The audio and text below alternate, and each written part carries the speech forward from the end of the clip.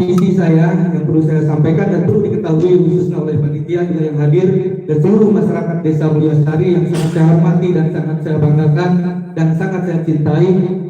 Satu, yaitu untuk visi mewujudkan tatanan masyarakat Desa Mulyasari yang mandiri, maju, makmur, sejahtera dan berkeadilan. Itu visi saya. Dan misi saya, satu, meningkatkan tata kelola pemerintahan desa dalam pelayanan prima kepada masyarakat. Dua, memberdayakan semua potensi masyarakat dalam bidang pertanian, ekonomi kerakyatan, ekonomi kreatif, dan jasa. Tiga, revitalisasi BUMDes melalui pengembangan usaha, penyaluran tenaga kerja, dan sektor pariwisata. Empat, mewujudkan masyarakat desa yang harmonis dalam kehidupan berbudaya dan beragama. Itu misi dan misi saya. Akan saya paparkan sebagian. Ya, untuk misi yaitu satu, meningkatkan tata kelola pemerintahan desa dalam pelayanan prima kepada masyarakat. Saya kalau nanti tanggal 21 terpilih jadi kepala desa Mulyasari akan melaksanakan pelayanan prima yaitu dari jam 8 sampai jam 5 sore untuk aparatur desa. Kita full pelayanan masyarakat, itu yang wajibkan kita sebagai sehari-hari kantor sampai hari Jumat. Dan untuk pribadi, saya sebagai kepala desa 24 jam untuk melayani masyarakat Desa Mulyasari khususnya di rumah maupun dimanapun di jalan pun. Jadi yang penting masyarakat kebutuhannya bisa terlaksana ataupun bisa dibantu. Itu demi kemaslahatan masyarakat Desa Mulyasari, dan saya siap 24 jam untuk melayani itu demi kepentingan masyarakat Mulyasari ke depan. Kedua, memberdayakan semua potensi masyarakat dalam bidang pertanian, ekonomi kerakyatan, ekonomi kreatif, dan jasa.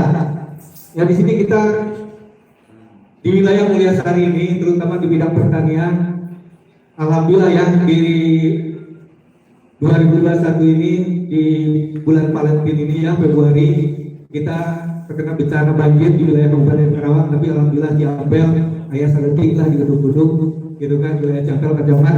Tapi kita di Mulyasari ini puji syukur alhamdulillah kita tidak ada kejadian banjir juga yang lain-lain.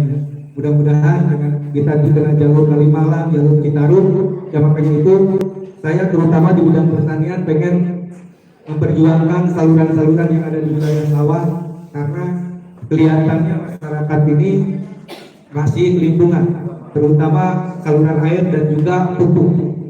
Pupuk sangat sulit, mungkin sebagian besar para petani ini pengen menciptakan desa industri ke depan, yaitu desa industri yang dimana sekarang kurang lebih 13 pabrik di wilayah Mulyasari ini, desa kawasan yang seharusnya mampu menampung untuk masalah tenaga kerja, terutama itu tenaga kerja yang sekarang sangat dirasakan oleh masyarakat kecil, masyarakat Mulyasari yang dari awal menyekolahkan anaknya sampai lulus, dan sekarang pabrik sudah 13 masih jadi penonton. Saya sangat berhati sekali, makanya saya ikut andil untuk mencalonkan diri lagi kembali untuk bisa mewadahi ataupun menyalurkan para pengangguran-pengangguran yang masih banyak di Desa Mulyasari, dan akan saya koordinasi diplomasi yang baik dengan manajemen perusahaan yang ada di kawasan Suracinta untuk bisa mengarahkan masyarakat kita bisa ikut kerja ataupun jadi bukan jadi penonton tapi jadi ikut andil dengan dampak adanya industri, bisa menikmati ataupun memanfaatkan dan bisa menikmati seluruh masyarakat Mulyasari, terutama para pemuda yang lulusan SMK, SMP. Kita akan atur dengan database nanti ke depan, yaitu salah satunya database dari SD, SMP yang disalurkan. SD, SMP bisa ke OB, lulus tamat, dan ke proyek-proyek yang ada pembangunan industri yang ada di wilayah Mulyasari. Dan juga untuk yang SMK, SMA, dan perguruan tinggi kita salurkan. Karena kalau kita pemerintahan desanya cuek dan tidak memperhatikan, apalagi sekarang zamannya semua serba duit, dan insya Allah saya sebagai calon kepala desa Mulyasari nomor urut 3 akan memperjuangkan hak-hak masyarakat yang harusnya bisa bekerja di wilayah sendiri, bukan jadi penonton. Itu prinsip saya ke depan untuk memperjuangkan pengangguran yang ada di wilayah Mulyasari. Dan juga untuk pariwisata di wilayah Mulyasari ini, yaitu Situ Cipule, sangat tertinggal sekali menurut saya, yang harusnya sudah berkembang besar.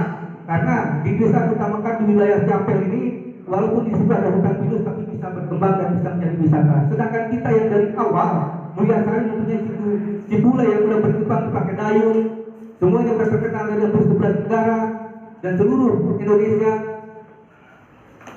saya sangat prihatin yang harusnya masyarakat bisa ikut berdagang, terutama sekarang pertanian dan lain sebagainya sangat susah karena dampak industri mereka tidak bisa usaha.